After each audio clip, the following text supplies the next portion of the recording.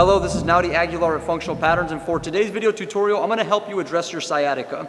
For this tutorial, what we're going to emphasize is the lengthening of the gluteus maximus so that we can create more muscle contractile potential of the gluteus maximus, and that will in turn help out the relationship between your piriformis and your sciatic nerve. Many people talk about the relationship between the piriformis and the sciatic nerve and the entrapment that may go on with it, but what they rarely ever talk about is the fact that the faulty gluteus maximus is what's ultimately leading you towards having that sciatic nerve problem to begin with. So if we get the glute max to do what it's supposed to do and create some length potential out of it, eventually we'll be able to create a contractile potential out of the glute max, and you'll be able to have a much better functioning sciatic nerve and just in general a better functioning body.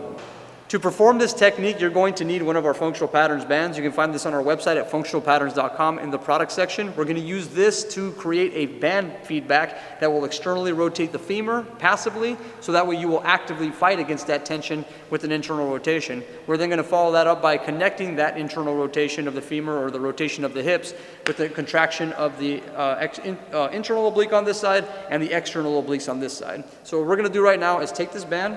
I'm going to loop it through my left leg,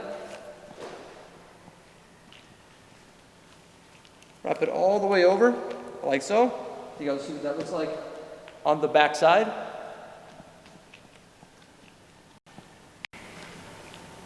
Bring it all the way through, like so, until I get a nice strong tug out of that femur. And that's going to enable me to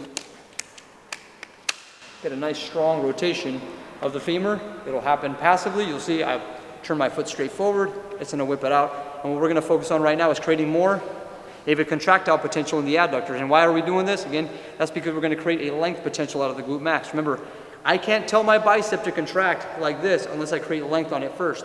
And in the same fashion, I can't tell my glute max to get a contractile potential out of it if I'm going to have it constantly in an externally rotated or hyperextended state. I have to create some length potential before it can create the contractile potential. So what we're going to do is come over here to our empty trainer.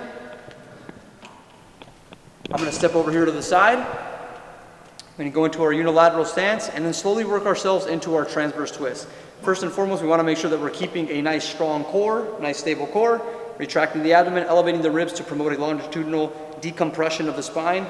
I'm then going to rotate my femur out, which this band is going to already do for me. It should already happen on its own.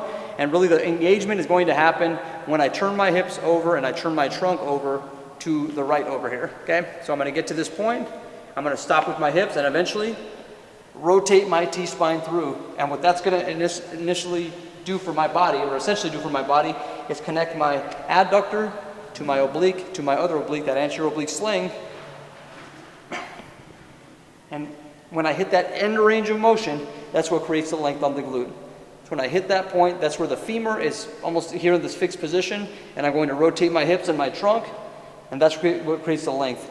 If I do that enough, and I create a better contraction out of my adductors, but through that concept of reciprocal inhibition, you're gonna, if you have a better contractile tension of your adductors, your glutes are going to come along better for the ride, and that in turn is going to give you a better set of hips that's not going to that won't facilitate something like a piriformis syndrome or in this situation, a sciatic nerve problem. I hope you guys found this video to be informative for you. Be on the lookout for more videos here in the future. This is Naudi Aguilar at Functional Patterns, reminding you to train intentionally and not habitually. See you guys next time.